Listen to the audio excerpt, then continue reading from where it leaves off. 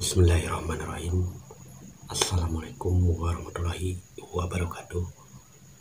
Alhamdulillah wa syukurlah, puji syukur kehadirat Allah Subhanahu wa Ta'ala yang telah memberikan segala nikmat-nikmatnya, baik nikmat lahir maupun nikmat batin. Serta tidak lupa kita curahkan salam serta salawat ke baginda Rasulullah Sallallahu Alaihi Wasallam beserta keluarga dan para sahabat-sahabatnya yang telah berjasa menyebarkan agama Islam dan agama Tauhid yang Allah cintai. Bismillahirrahmanirrahim. Asyhadu an la ilaha illallah wa asyhadu anna Muhammadar Rasulullah. Allahumma shalli ala sayyidina Muhammad wa ala ali sayyidina Muhammad. Rabbi shrah sadri wa yassir amri wahlul 'uqdatam min lisani yafqahu qawli. Amma ba'd. Sahabat Kang Darman di desa dimanapun berada, alhamdulillah pada kesempatan kali ini Kang Darman di desa akan berbagi perihal tentang ruh surah Al-Fatihah di dalam berzikir nafas. Masa surat Al-Fatihah ada ruhnya? Yakin dan tidak yakin, itu saya kembalikan kepada individu masing-masing. Namun keyakinan saya mengalami dan sudah mengamalkannya. Ketika kita berzikir nafas, saya yakin dan percaya napas itu ada yang menggerakkannya.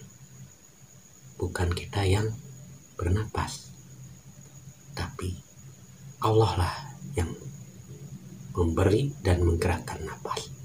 Nah, kaitannya dengan surah Al-Fatihah. Karena di dalam surah Al-Fatihah itu sangatlah diutamakan ketika kita berdoa, ketika kita sholat, dan ketika kita mendoakan orang sakit ataupun mendoakan diri kita sendiri, serta mengirim hadiah kepada orang yang sudah meninggal. Pasti surah Al-Fatihah lah yang dibaca paling utama. Nah, di sini ketika kita berzikir nafas, kaitannya dengan ruhnya surah Al-Fatihah. Ketika kita duduk diam dalam berzikir nafas, sama dengan kita bersyukur kepada Allah dan menyadari bahwa jasad ini adalah bagian daripada alam semesta. Maka ayat yang pertama dibaca, Alhamdulillahirabbil alamin. Bersyukurlah kepada yang menciptakan alam, yaitu Allah Rabbil alamin. Dan satu hal, ihdinas siratal mustaqim, inilah ruh surat Al-Fatihah ketika kita berzikir nafas, yaitu keluar masuk nafas melalui hidung ini harus lurus. Karena pada hakikatnya siratal mustaqim adalah jembatan menuju Ilahi Robbi. Maka napas inilah salah satunya jembatan yang lurus, yaitu ihdinas siratal mustaqim. Dia keluar masuk menyebut asma-asma Allah, dan ruhnya ini adalah lurusnya segala niat ketika kita berzikir nafas, karena ini adalah salah satu jembatan mengenal jiwa lalu menyaksikan Allah Subhanahu wa Ta'ala. Inilah ruhnya surat Al-Fatihah ketika kita berzikir nafas. Karena nafas itu bagaikan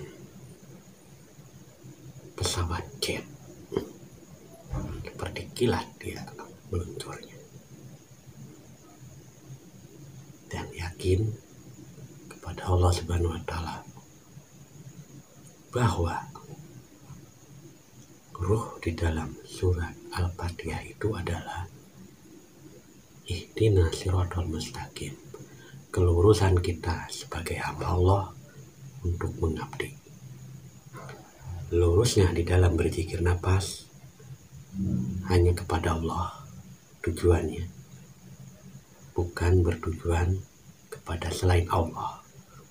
Maka hiduplah seluruh organ tubuh kita dan bergeraklah jasad kita, karena ada ruh di situ yang mengikuti gerak dan langkah yang telah dikehendaki oleh Allah Subhanahu wa Ta'ala.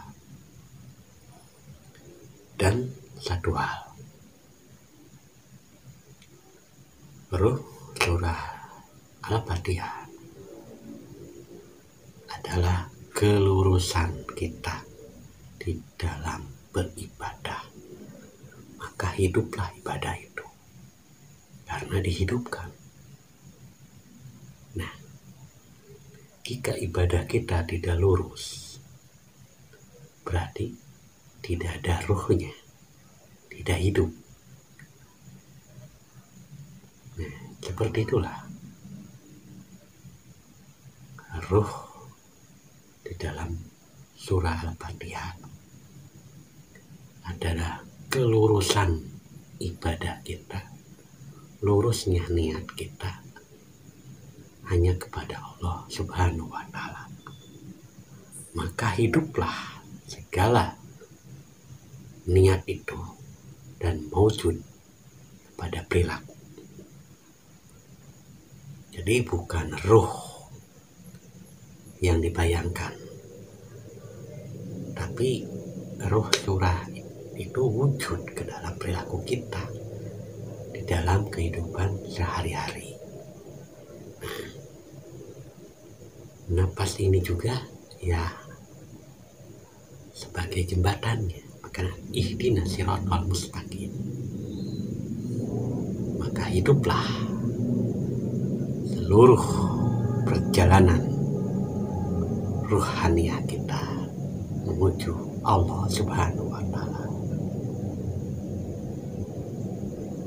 Cukup sekian apa yang pribadi sampaikan, semoga bermanfaat dan menambah wawasan tentang ilmu berketuhanan, sehingga kita selalu lurus dalam beribadah. Akhirul kalam, wassalamualaikum warahmatullahi wabarakatuh.